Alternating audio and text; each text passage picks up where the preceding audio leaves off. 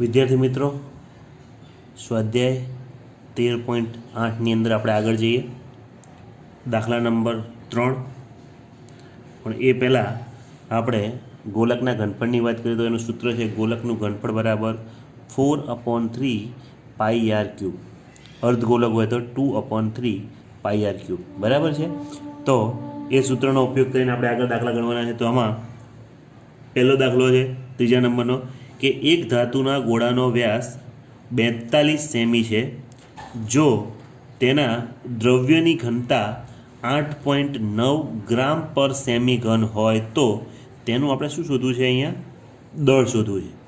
તમને સૂત્ર ખબર હશે કે દળ બરાબર કોઈ પણ પદાર્થ હોય એનું દળ બરાબર એનું ઘનફળ ગુણ્યા એની ઘનતા લઈ શકો તમે. બરાબર.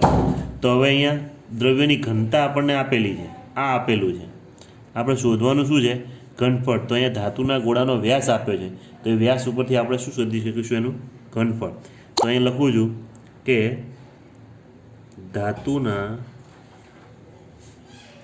ગોળાનો વ્યાસ ડી બરાબર 4.2 સેમી છે. તો હવે ત્રિજ્યા કેટલી થઈ જાય? 2.1 સેમી જેટલી થઈ જાય. બરાબર છે. ઓકે. તો આપણે ગોળાનું ઘનફળ હવે શોધી નાખીએ. ચલો, ગોળાનું ઘનફળ બરાબર 4/3 πr³. સૂત્ર બધાને મૂકતા આવડે. કિંમત પાઈની કિંમત કેટલી લઈશું? 22/7. આરનો ઘન. હવે આર એટલે 21 છે, તો 21/10 21/10 21/10 કેટલી વાર લખી દીધું?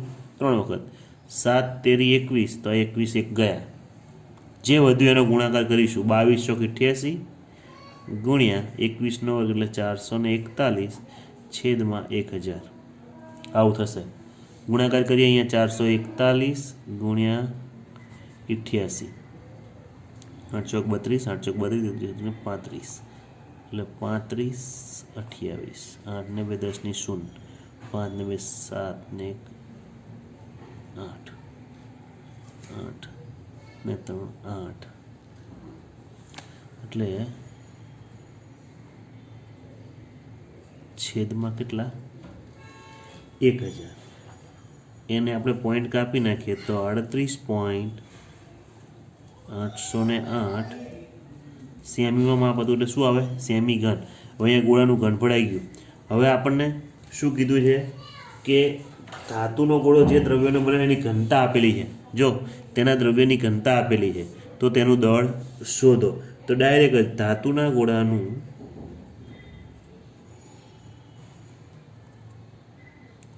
દળ બરાબર શું આવશે? તો કે ધાતુના ગોળાનું ઘનફળ ગુણ્યા એની ઘનતા.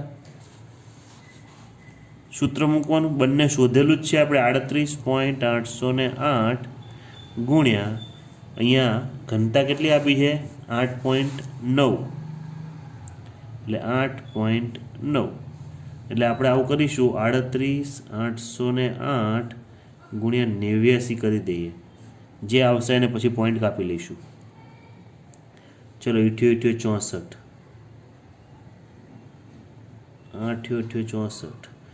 64 ને 6 70, 8 તરી 24, 24 ને 7 31. ચલો 9ની વાત કરીએ. 9 ઈઠ્ઠા 72, 9 ઈઠ્ઠા 72, 9 ઈઠ્ઠા 72 ને 7 79, 9 તરી 27 ને 7 34. ચલો 2 7 ને 4 11, 6 ને 2 8 ને 1 9, 9 ને 4 13, 4 ને 1 5, 3 ને 1 4 અને આ એટલે 3 4 5 3 9 1 2. હવે જો અહીંયા પોઈન્ટ પછી 3 અને 1 આ 4 એટલે 1 2 3 ને 4 345 પોઈન્ટ. એટલે હવે આ લખવું હોય તો આવું લખી શકાય. 345.39 શું થઈ જશે? ગ્રામ. આ વજન આવી ગયો ગ્રામ. હવે તમને એવું થાય ગ્રામ કેવી રીતે આવે, તો જો ઘનતાની વાત કરીએ તો એનો એકમ છે સેમી ઘન ગુણ્યા ઘનફળનો સેમી ઘન છે, ઘનતા શું કહે છે તો કે ગ્રામ પર સેમી ઘન છે, તો એનો એકમ અહીંયા લખું ગ્રામ પ્રતિ સેમી ઘન, તો આ સેમી ઘન કરતા વધારે શું ગ્રામ, તો આ વજન શેમાં આવી જશે, આપણે તરત જ દળ એનું ગ્રામમાં આવી જશે, બરાબર. એટલે 345.39 ગ્રામ જેટલું વજન થશે, દળ થશે. દાખલા નંબર છે 4. સમજવા જેવો દાખલો છે કે જો ચંદ્રનો વ્યાસ આશરે પૃથ્વીના વ્યાસના ચોથા ભાગ જેટલો હોય તો પૃથ્વીના ઘનફળ અને ચંદ્રના ઘનફળનો ગુણોત્તર શોધો. હવે ઘનફળ બંને ગોળાઓ જ છે, તો ઘનફળની અંદર આપણે વ્યાસની જરૂર નહીં, ત્રિજ્યાની જરૂર પડે છે. તો આપણે એક વાક્ય લખીએ કે જો ચંદ્રનો વ્યાસ પૃથ્વીના વ્યાસના ચોથા ભાગનો હોય તો ચંદ્રની ત્રિજ્યા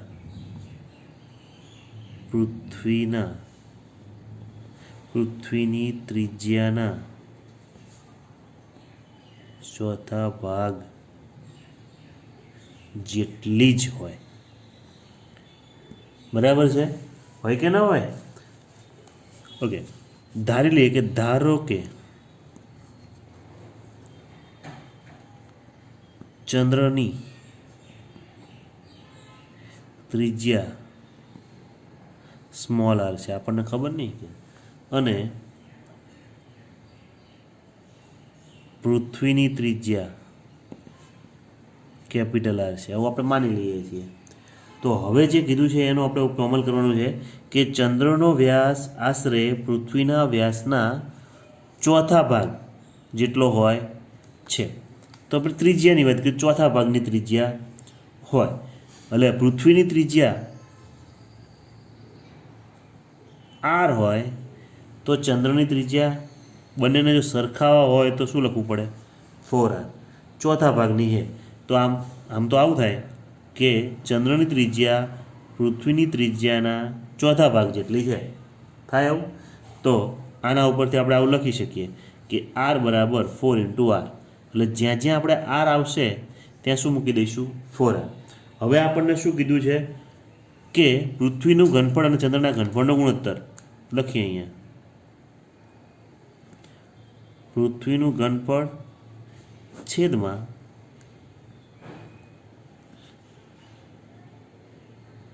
ચંદ્રનું ઘનફળ. ચલો, પૃથ્વીનું ઘનફળનું સૂત્ર તો કે 4/3 πr³. પૃથ્વી માટે આપણે ત્રિજ્યા કેટલી લીધી છે, કેપિટલ આર, જ્યારે અહીંયા સ્મોલ આર છે. ઓકે, ચલો 4/3 પાઈ ગયું. હવે અહીંયા આ આરની જગ્યાએ તો આપણે કેટલા લેવાના, 4r, 4r નો ઘન છેદમાં r નો ઘન. ઓકે, એનાથી નીચે લખું છું 4 નો ઘન 64, r નો ઘન એટલે r નો ઘન, નીચે શું આવશે તો r ઘન ગયા, કેટલા વધ્યા 64/1, એટલે જે ગુણોત્તર છે એ ગુણોત્તર કેટલો આવશે, 64/1 ગુણોત્તર આવે. કેટલાનો આવે, 64/1 ગુણોત્તર આવશે. બરાબર છે, સમજણ પડી? ફરીથી ચંદ્રની ત્રિજ્યા અને પૃથ્વીની ત્રિજ્યા ધારી લેવાની. આપણને કીધું છે કે વ્યાસ ચોથા ભાગનો હોય તો ત્રિજ્યા પણ ચોથા ભાગની જ હોય, માટે જો ચંદ્રની ત્રિજ્યા એ પૃથ્વીની ત્રિજ્યા કરતાં ચોથા ભાગની હોય તો r = કેટલા થઈ જશે, 4r, અને આ 4r નો ઉપયોગ આપણે આ r જ્યાં આવે છે ત્યાં કરેલો છે. બરાબર.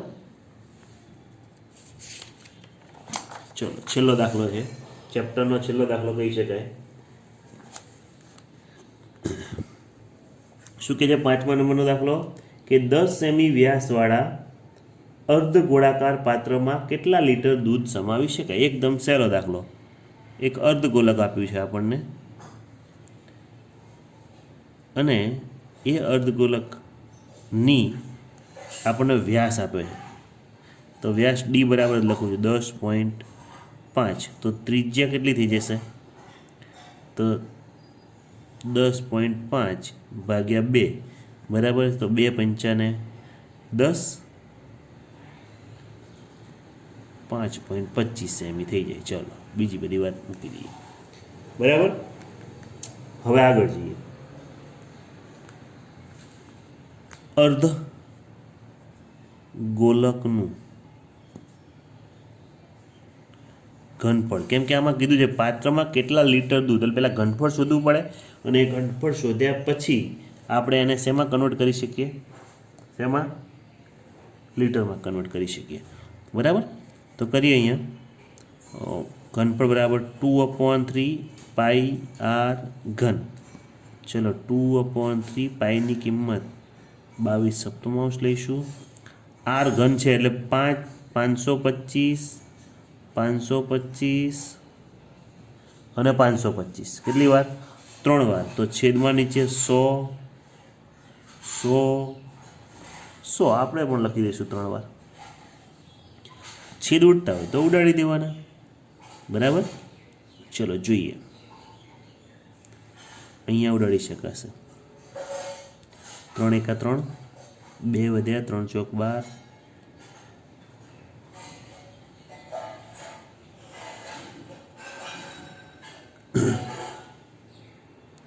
3 એકા 3, 2 વધ્યા, 2 વધે તો 22 થાય. તો 3 સત્તા 21, 3 સત્તા 21, તો 1 વધે 3 પંચાને 15. ચલો 7 અહીંયા ઉડશે. 7 દુ 14, 7 પંચા 35. ચલો આગળ 25 ચોકા 100. આ 2 અને અહીંયા કરી દઈએ 11. ઓકે. ચલો 525 ગુણ્યા 525 એકવાર કરી દઈએ પહેલાં.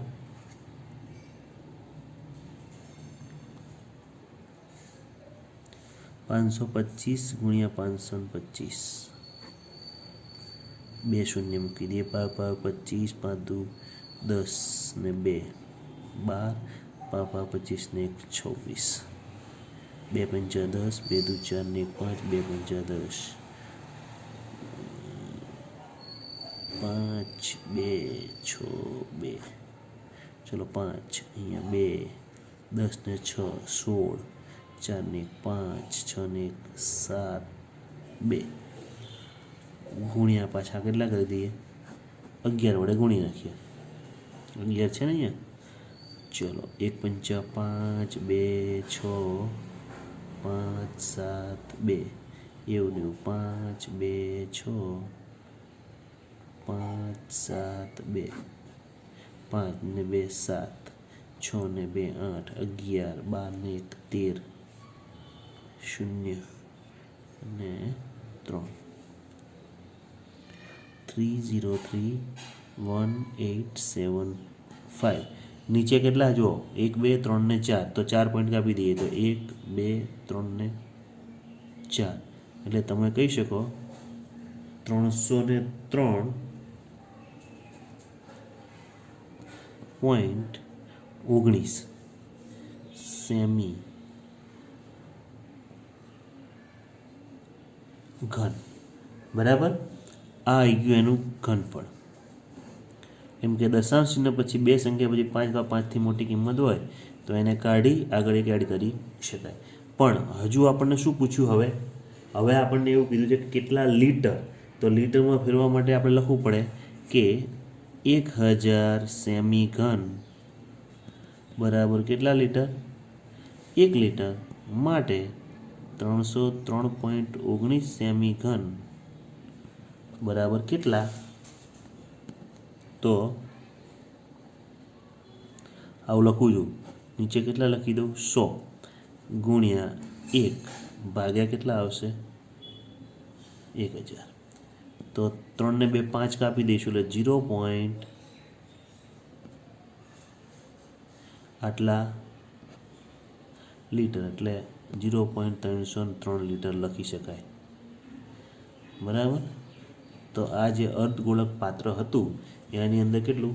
0.303 લીટર આશરે દૂધ સમાવી શકાય. બરાબર. ખબર પડી શું કર્યું? પહેલાં અર્ધગોલક આપ્યું હતું, જેનો વ્યાસ આપ્યો હતો, એની ત્રિજ્યા શોધી.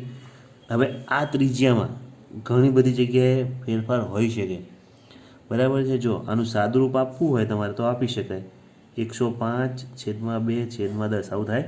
તો એનાથી આગળ જાઓ તો અહીંયા થાય 5 × 2, તો અહીંયા તારે 21 × 5 105 થાય, એટલે 21/4 લઈને દાખલો ગણી શકાય, બરાબર. મેં 525/100 કર્યા છે. તમને જે યોગ લાગે આ ગણતરી કરવી હોય તોય મૂકી શકાય, અને આ કરો તોય કંઈ વાંધો નથી. જવાબ તો સેમ જ આવવાનો, 0.303 લિટર આવશે, બરાબર. ઓકે.